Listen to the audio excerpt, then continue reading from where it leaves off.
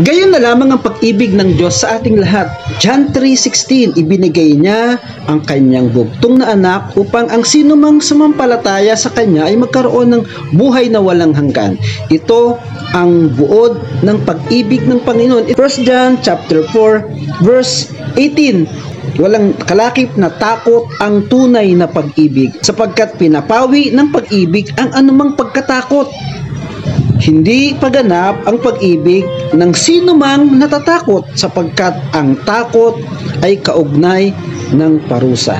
Tayo umiibig sapagkat ang Diyos ang unang umibig sa atin. Gandang balita, no?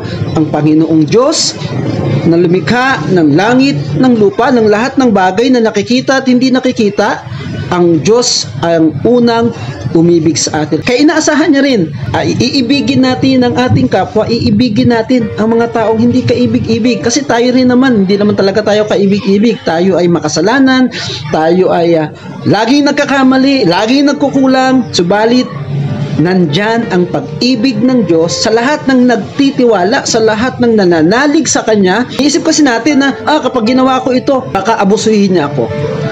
Walang bagay na gagawin tayong mabuti na magbubunga ng masama.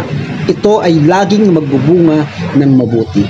Purihin ng Diyos. God bless us all.